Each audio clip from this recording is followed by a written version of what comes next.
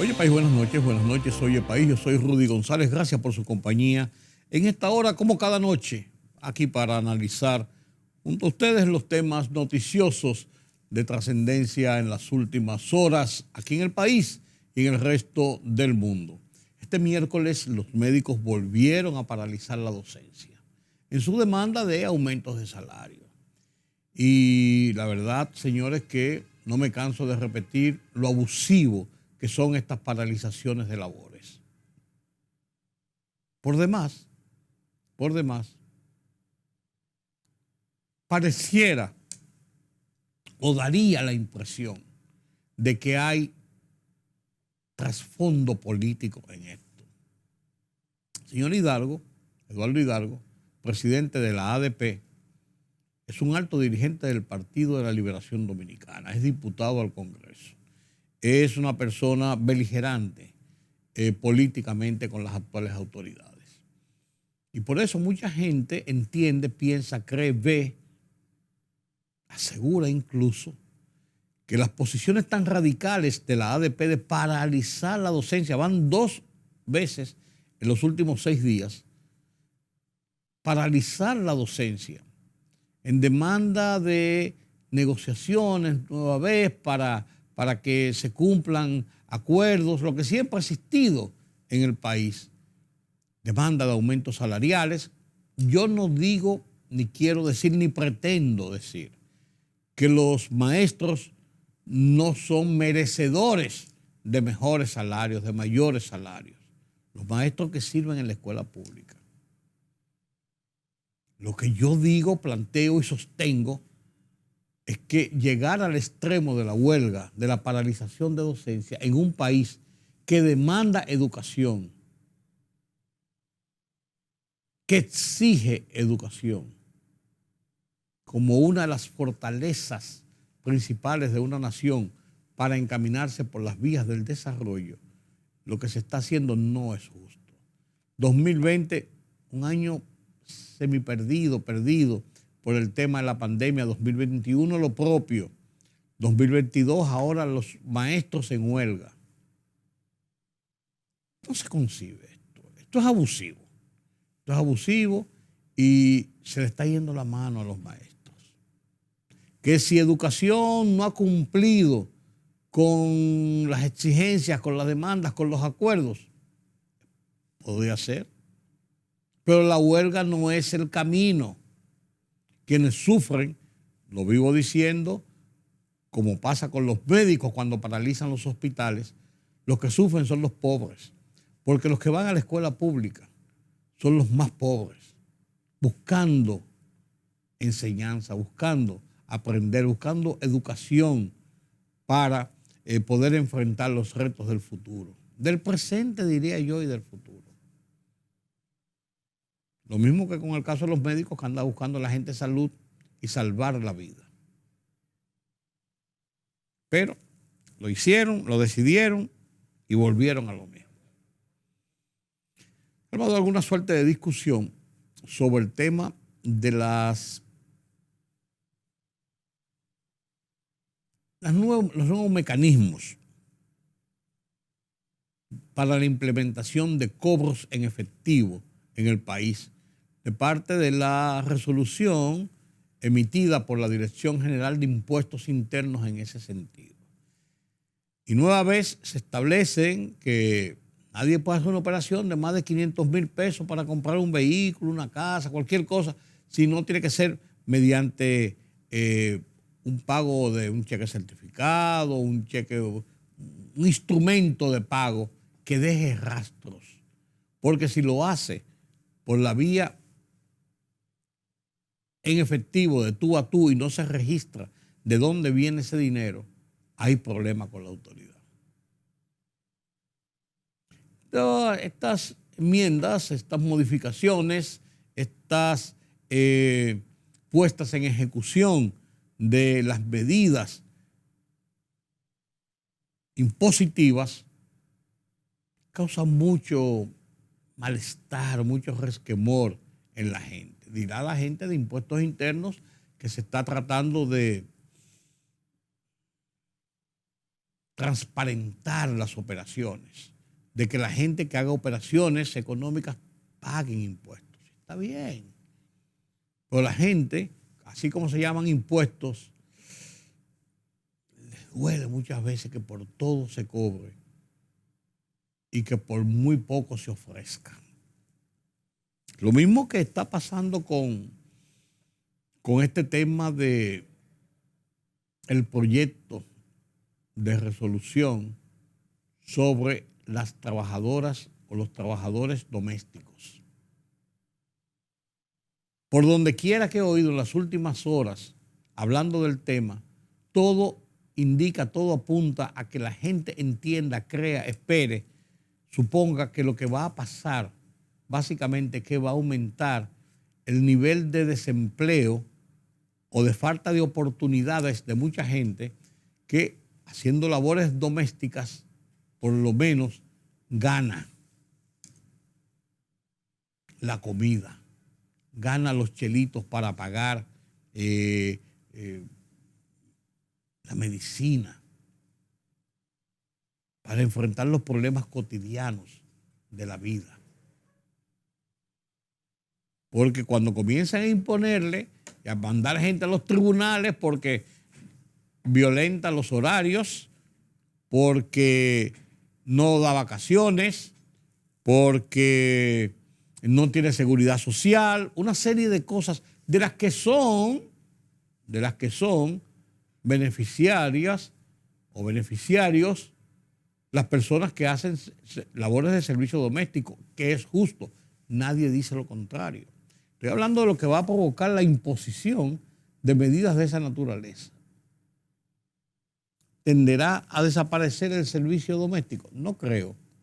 Pero de que se reducirá, se reducirá.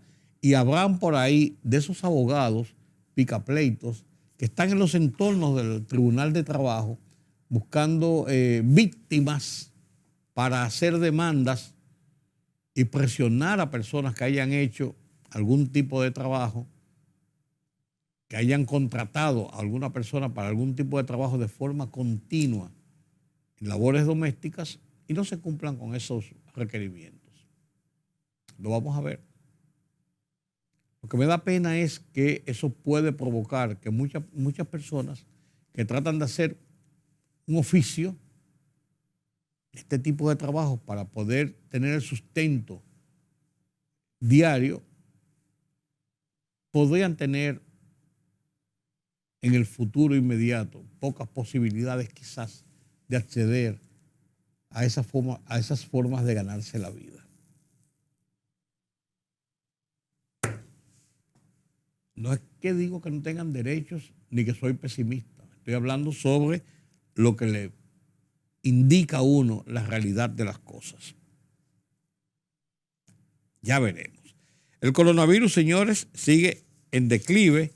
38 personas apenas en las últimas 24 horas, según las estadísticas de salud pública, con 0 defunciones, y apenas hay 200 personas registrados como afectados en este momento en el país de coronavirus, con una positividad de 1.95%. 1.95%. Bajísimo, lo que indica que está bajo control. Y hablando del tema del coronavirus y las vacunas y todo esto, el gobierno que dijo que no va a pagar las vacunas, ni va a recibir, ni va a aceptar las vacunas de AstraZeneca, de los 10 millones que se compraron por 40 millones de pesos, de dólares, ha planteado la posibilidad de, ya con el dinero pagado o con el dinero que envuelve este contrato con AstraZeneca, que es una compañía sueco-inglesa,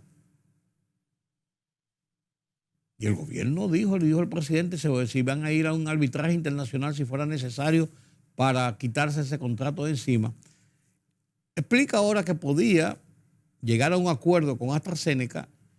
Ya las vacunas no interesan para la República Dominicana en el momento en que está bajo control el virus, la pandemia, y que todavía hay vacunas disponibles en República Dominicana, hay Pfizer y hay Sinovac, que podría entonces negociarse que de la gama de medicamentos que produce, comercializa, vende AstraZeneca, de los cuales se usen en República Dominicana, se podría llegar a acuerdos para recibir el monto concertado por las vacunas que no se van a recibir, entonces hacer un cambio para que vengan en modalidad de medicamentos para uso de la población. Si estamos atrapados y el arbitraje internacional podría resultarnos perjudicial y se nos tendría que imponer el pago de esas vacunas que no vamos a utilizar o la recepción de unas vacunas que no queremos ya. Entonces, este camino, esta vía de convertir ese contrato en la adquisición de medicamentos que se distribuirían a través de Promesecar, me supongo, para las personas más necesitadas, posiblemente medicamentos, muchos de ellos de alto costo, porque AstraZeneca es una compañía productora de medicamentos famosa y grande, de una variedad bastante amplia. Entonces, el negocio podría funcionar. El tema está en que el gobierno tomó la decisión, que yo creo que es una decisión correcta, de no recibir las vacunas cuando un año después fue que AstraZeneca entendió que debía entregar a la República Dominicana. Porque ya nosotros no necesitamos esas vacunas. Ante la dilación y el incumplimiento de entregas de esas vacunas, República Dominicana dejó AstraZeneca a un lado y se fue al mercado de China y buscó Sinovac. Y hizo lo correcto, porque lo que demandaba la situación era buscar vacunas para poner vacunas en República Dominicana. Y suerte, a la llegada de las grandes cantidades de Sinovac, una cantidad importante de los residentes en este país lograron vacunarse y lograron sobrepasar la crisis del coronavirus. Después apareció Pfizer, cuando ya la generalidad de la gente tenía 2 vacunas de Sinovac y se puso la tercera vacuna. Y se comenzó a vacunar a los menores de entre 12 y 18 años. Y están ahí. Pero la República Dominicana tenía que tomar una decisión y la tomó. Yo creo que fue la decisión correcta. Nosotros lo que necesitábamos eran las vacunas y llegaron las vacunas. Si fueron chinas y mucha gente decía que China, que no son vacunas buenas, mucha gente salvó la vida o salvamos la vida por habernos aplicado la vacuna china de Sinovac. Y yo me decía, pues si los chinos, de donde vino el problema, están utilizando estas vacunas para inmunizar a su gente, por lo menos algo de bueno tienen que tener. No debe ser nada malo frente a lo que es la pandemia. No puede ser peor. No puede ser peor que el coronavirus. Y muchos nos pusimos nuestra vacuna de Sinovac y todavía están poniendo Sinovac. Y yo que sepa, nadie se ha muerto de que le hayan puesto la vacuna. Lo que sí se ha muerto mucha gente es por no haberse puesto la vacuna. Sí se ha muerto mucha gente por estar contagiado del coronavirus. Entonces yo creo que la decisión del gobierno es correcta en ese sentido. Es correcta en ese sentido porque eso es lo que demandaba el momento. Eso es lo que demandaba el momento. Lluvias, 14 provincias en estado de alerta verde por las lluvias, las inundaciones, crecidas de ríos. Y mientras tanto, el presidente de la República ha estado este miércoles en Santiago, su segundo día en Santiago, pero para la celebración del recordatorio de la batalla del 30 de marzo de 1944, cuando el general José María Inver enfrentó 5 francos de haitianos, de tropas haitianas, que trataban de doblegar a las fuerzas que respaldaban la independencia que se había votado el 27 de febrero en la capital dominicana. Las fuerzas dominicanas enfrentaron en esos 5 frentes a las fuerzas haitianas y la hicieron replegarse con un saldo, se habla de aproximadamente 600 muertos haitianos. No hay versión de saldo de víctimas de las fuerzas dominicanas que repelieron la embestida de las fuerzas haitianas. Esa fue una de las batallas que consolida, precisamente ya lo había hecho la batalla en Azua el 19 de marzo y ahora lo consolida la batalla del 30 de marzo en Santiago. Entraron por diferentes francos, unos por la zona de Navarrete, otros por las zonas de la parte más norte, pero las fuerzas dominicanas lograron superar la ofensiva y se consolida la independencia de República Dominicana en 1844, 178 años de independencia de la República Dominicana. En esta semana, mi columna de Oye País, hablo del escenario político que se presenta en este momento y cómo los principales partidos, hablando del PRM, del PLD, de la Fuerza del Pueblo y del PRD, los 4 partidos clasificados como mayoritarios, cómo se debaten en sus situaciones internas de cara a los procesos electorales, el primero de ellos en el 2024, y cómo puede haber un tripartidismo o cómo puede haber la unificación de bloques de la oposición frente al partido de gobierno.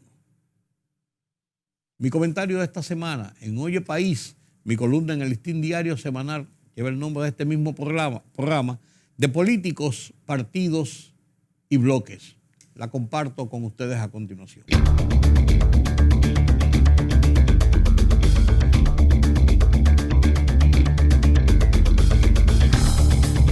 Algunas posiciones del gobierno han unificado criterios de la oposición, dando la impresión, para no pocos analistas, de que esas coincidencias podrían animar a la eventual creación de un bloque que enfrente al partido oficial en las elecciones del 2024.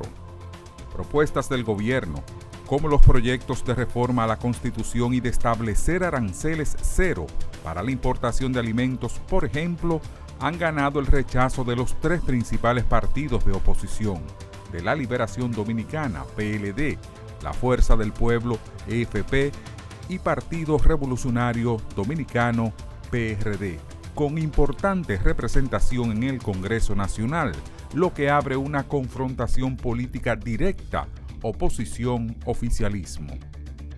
En este escenario, el PRM en el poder, aunque enfrenta la rebelión de Guido Gómez Mazara por el mecanismo de elección de la dirigencia del partido y de inconformidades de PRMistas que no han logrado emplearse en el gobierno, no avisora amenazas de división y con un candidato, Luis Abinader, en camino a la repostulación.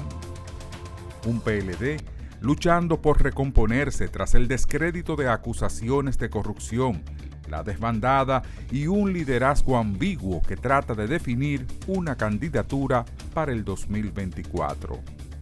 La Fuerza del Pueblo, que anda a la cacería de disidentes y apáticos para nutrir su colectivo, es un esfuerzo por reproducir lo que logró el PRM a expensas del PRD, pero con la cómoda posición de que tiene definida su candidatura y liderazgo en Leonel Fernández. Un PRD que hace esfuerzos por no extinguirse. Y aunque este escenario apunta al tripartidismo, algunos entienden que la conformación de un bloque de oposición no es imposible, aunque sí difícil por egos y enojos.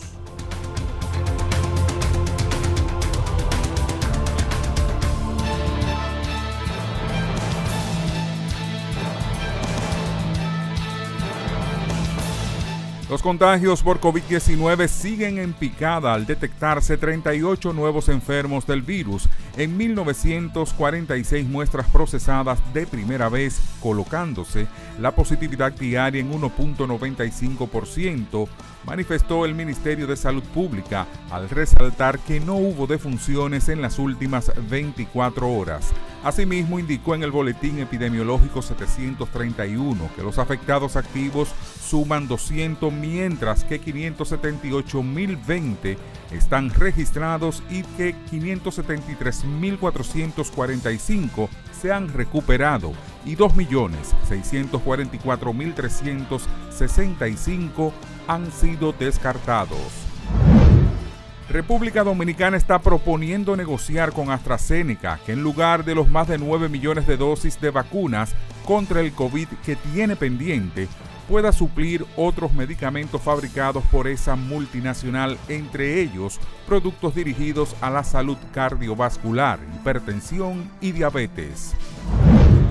Por segunda vez en menos de una semana, los maestros no impartieron docencia en los centros educativos públicos de todo el país como protesta en demanda de aumento salarial de un 25%, la instalación del Tribunal de la Carrera Docente y mejoras en la ARS Senma, entre otras.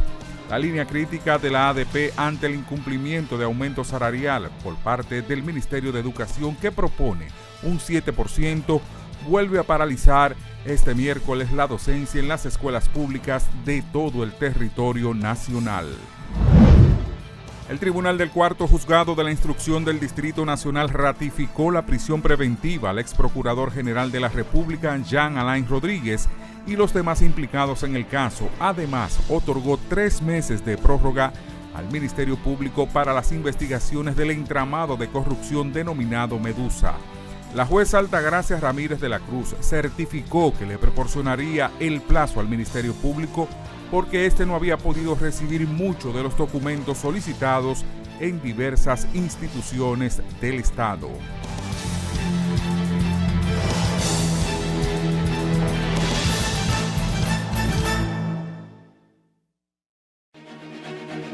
El rumbo de la tarde, plural, objetivo, democrático, la verdad siempre.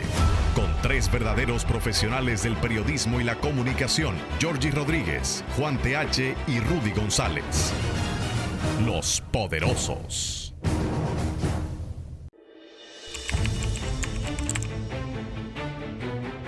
Periodismo de investigación, columnas, opinión, análisis, reportajes de fondo.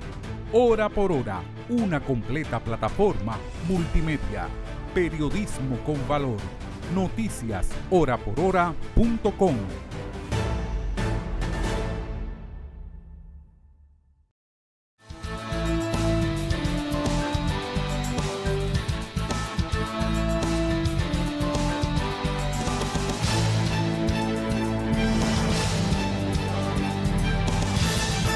El tema de la guerra en Ucrania, de la guerra contra Ucrania que desarrolla Rusia, da giros. Y si bien las conversaciones en Estambul no llegaron a consolidar nuevos acuerdos importantes, no es menos cierto que las fuerzas rusas han cambiado la estrategia, se han replegado en cierto modo. Bueno, varios generales rusos muertos. Se habla de más de 15.000 soldados rusos que han perdido la vida en el intento de tomar la capital, Kiev, pero también de otras ciudades. Se han replegado un poco de lo que se veía venir como la ofensiva final sobre Kiev. Se habla de que para llegar a un acuerdo de cese al fuego, de alguna negociación, tendrían que verse la cara face to face. Vladimir Putin, presidente de Rusia, y el presidente ucraniano Zelensky.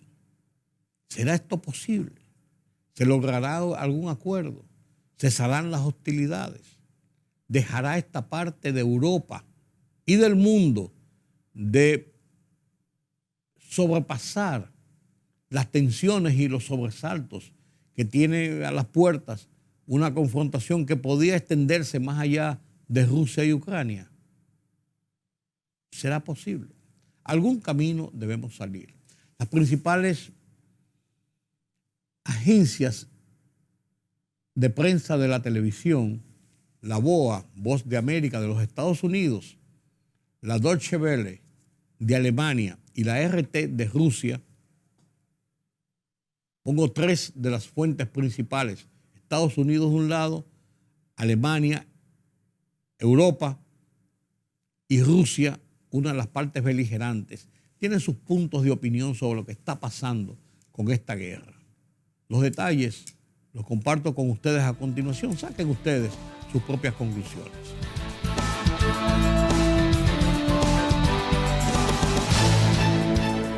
Cautela, pues, y escepticismo entre los aliados de Ucrania que prefieren juzgar a Rusia por los hechos y no por sus palabras. La reunión celebrada ayer en Estambul concluyó sin un acuerdo firme, pero el hecho es que con los avances más notables que se han registrado hasta la fecha y también con un cambio de tono por parte del Kremlin. La parte rusa definió el diálogo como constructivo, eso fue ayer, y representantes ucranianos llegaron a decir incluso que lo discutido en Turquía sentaba las bases para una eventual reunión entre los líderes de ambos países. Hace breves instantes, lo dicho, el Kremlin relativiza lo anunciado y dice que no ve señales prometedoras tras las conversaciones de ayer. Una nueva ronda de negociaciones, pero esta vez con primeras señales de avance.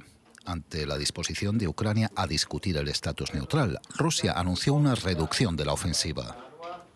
El Ministerio ruso de Defensa ha tomado la importante decisión de reducir la actividad militar, sobre todo en Kiev y Chernígov, para aumentar la mutua confianza y crear así las condiciones necesarias para continuar con las negociaciones. Pero para aumentar la confianza hacen falta acciones y no palabras, recalca el presidente ucraniano. Sí, podemos decir que hay señales positivas, pero esas señales no pueden silenciar las explosiones de los proyectiles rusos. Por supuesto, vemos todos los riesgos y por supuesto no vemos motivos para confiar en las palabras de los representantes del país que intenta destruirnos. Las declaraciones de Rusia se reciben con escepticismo en Washington. Debemos tener claridad sobre lo que ocurre en el terreno.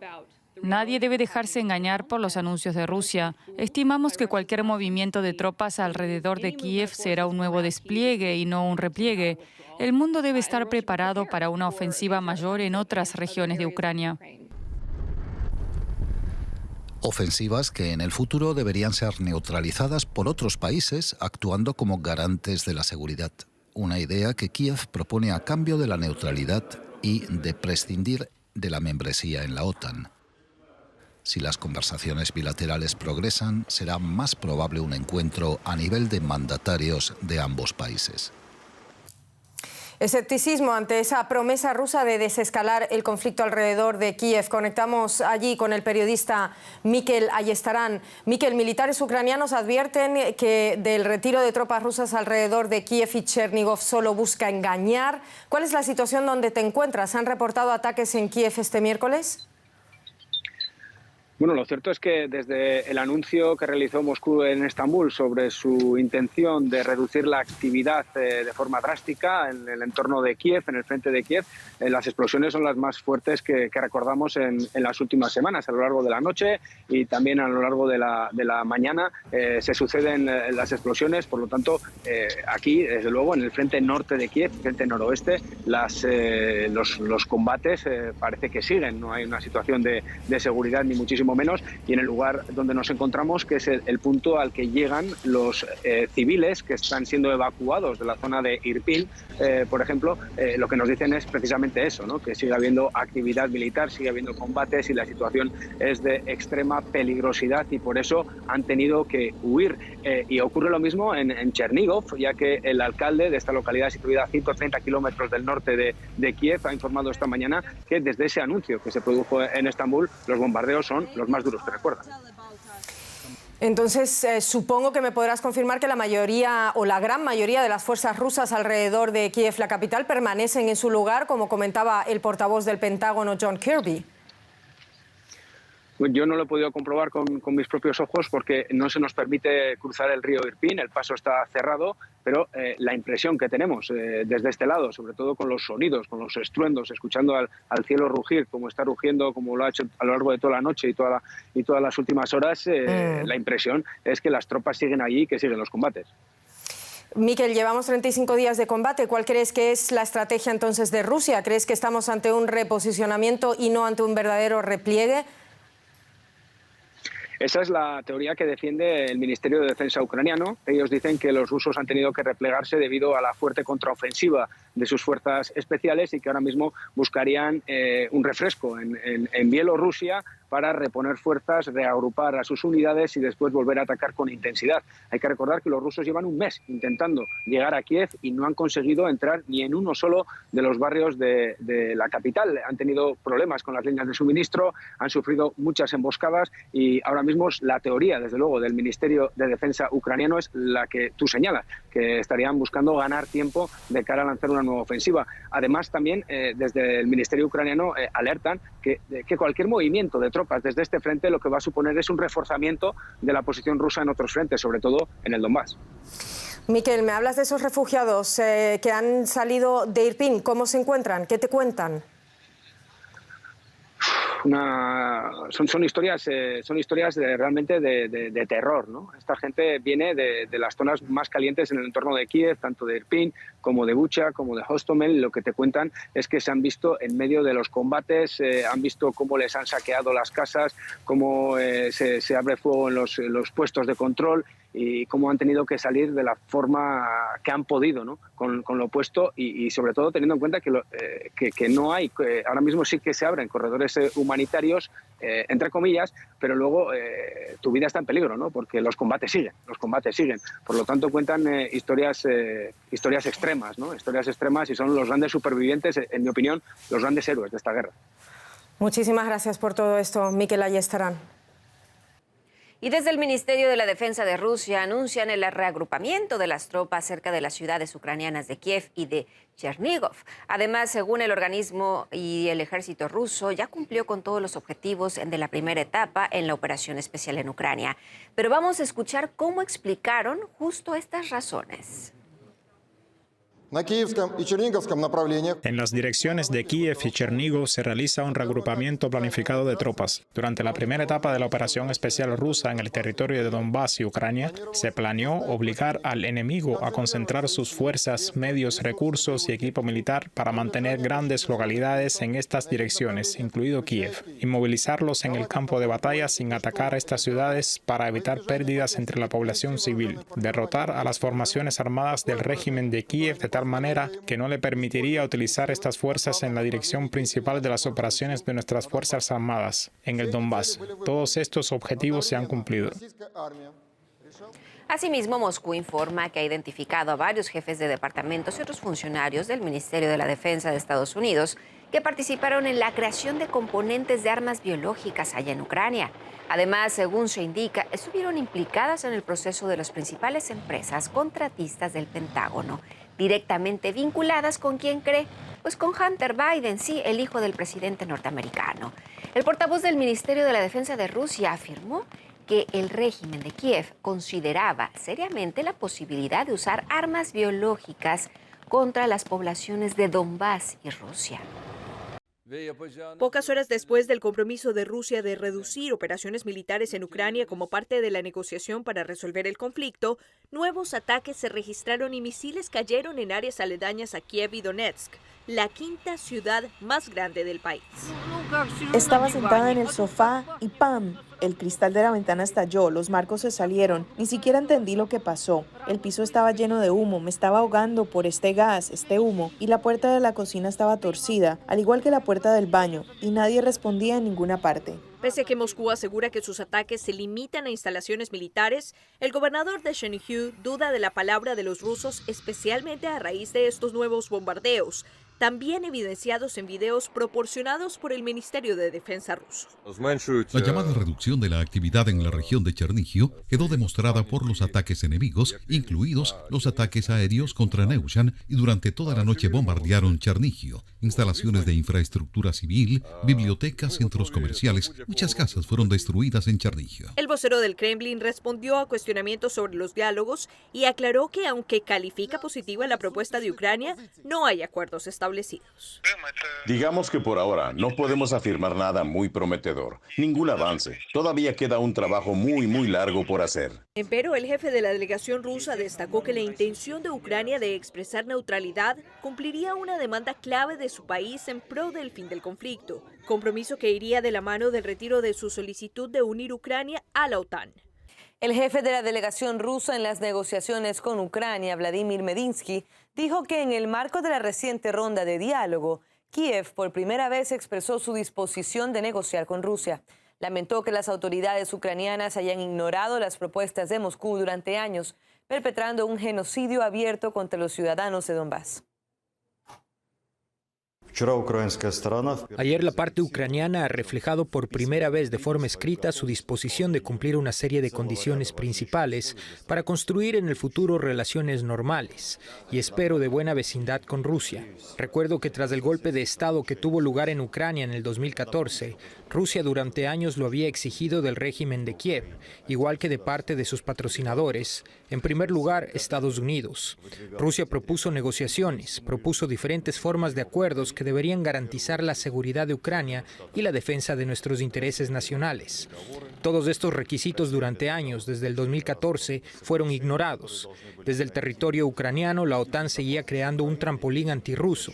En general, el ingreso de Ucrania a la OTAN, la creación de bases militares del bloque en su territorio, se suponía como algo ya decidido. La única pregunta era el tiempo. Se realizaba una labor concreta para la creación de armas biológicas. En el ámbito público fue planteado el asunto de la adquisición de armas nucleares por Ucrania. Todos estos años el régimen de Kiev perpetraba un genocidio abierto contra los ciudadanos del Donbass, algo que se confirmó innumerablemente. Hay pruebas concluyentes de que Kiev planeaba lanzar en un futuro próximo una ofensiva contra Donbass. En este caso, Rusia tenía que defender a decenas de miles de ciudadanos rusos que viven allí. En estas condiciones, Rusia tuvo que empezar la operación militar especial y ayer las autoridades ucranianas por primera vez en todos estos años expresaron su disposición de cerrar acuerdos con Rusia. El presidente Joe Biden y los líderes de otros 30 países anunciaron tras 3 cumbres celebradas en Bruselas nuevas sanciones económicas, ayuda para los refugiados y los militares ucranianos, el despliegue de fuerzas adicionales en Europa del Este y preparativos en caso de que Rusia use armas químicas, biológicas o nucleares. Todo con una única meta. El mensaje de fondo es que Europa, con Estados Unidos y los aliados, están completamente comprometidos con respaldar a Ucrania, que están unidos en contra de la invasión rusa. Según Lila Abed, analista internacional del Wilson Center, la cumbre fue importante como respuesta a Putin, quien no tiene intención de lograr un acuerdo de paz y seguir adelante con su invasión. Un conflicto que podría ser duradero y por eso vendrá una acción occidental a largo plazo. Las sanciones nunca disuadieron. El uso principal de las sanciones, el mantenimiento de las sanciones, es aumentar el dolor y la demostración de por qué pedí esta reunión de la OTAN hoy es para estar seguro de que después de un mes mantendremos lo que estamos haciendo, no solo el próximo mes, el mes siguiente, sino por el resto de este año completo. Expertos reconocen que la respuesta occidental ha alcanzado sus posibles límites y nuevas acciones parecen complicadas. Los europeos no quieren limitar su dependencia de la energía rusa y Estados Unidos no quiere enviar tropas o aviones militares a Ucrania. Al mismo tiempo, te respondería que si se puede considerar un límite, no lo creo. Me parece que sí pueden ir aumentando las sanciones, pero también creo que es una línea muy delicada que tienen que respetar para no aumentar las tensiones y que esto no se convierta en un conflicto de mayor escala. Es aún incierto cuánto durará el conflicto, meses o años, pero los analistas están de acuerdo que el papel de China será crucial. Si Beijing decide dar total apoyo a Moscú, Rusia podría lograr sus objetivos, pero Estados Unidos ya dijo que Xi Jinping enfrentaría grandes consecuencias si esto pasara. También es importante entender cuánto Putin podría mantener su apoyo a nivel doméstico, en particular entre los oligarcas, si la guerra continúa por mucho tiempo sin lograr ningún éxito o ninguna negociación entre las partes.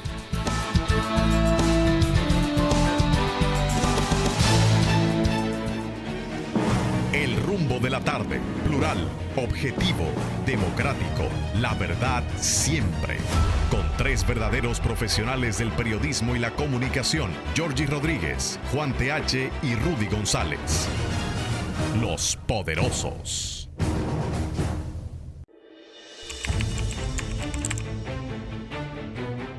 Periodismo de investigación, columnas, opinión, análisis, reportajes de fondo. Hora por hora, una completa plataforma multimedia. Periodismo con valor. Noticias horaporhora.com.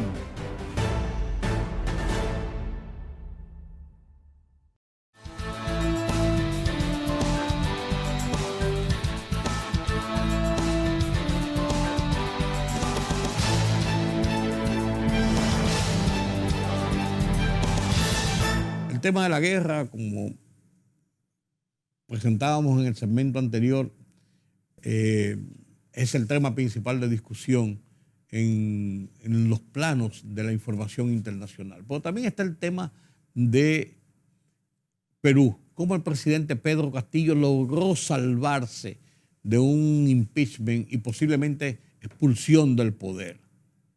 Las tensiones crecen en diferentes estamentos de América Latina sobre cómo va el desarrollo de la vida política, social y económica. Con las internacionales, Pedro Vargas nos presenta desde la redacción central de Oye País las últimas noticias.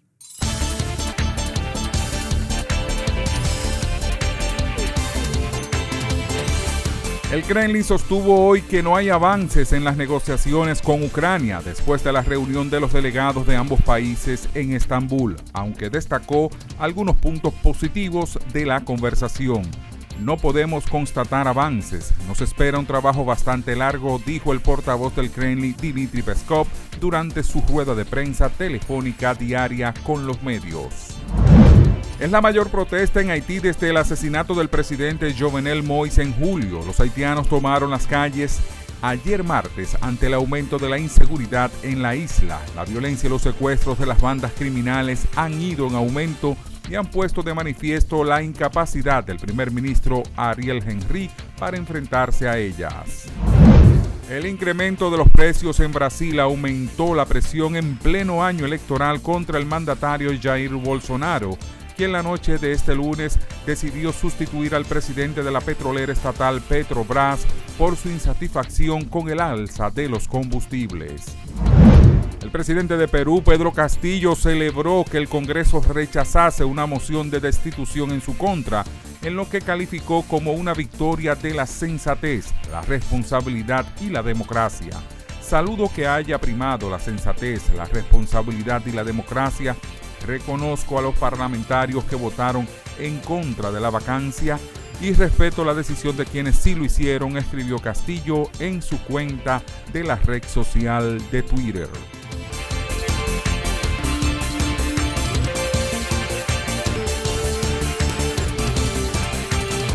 Así llegamos al final de esta emisión de Oye País. Gracias por su compañía en esta noche. Mañana una cita nueva vez para seguir analizando temas noticiosos de interés nacional e internacional. Yo soy Rudy González, los espero aquí en Color Visión mañana a esta misma hora.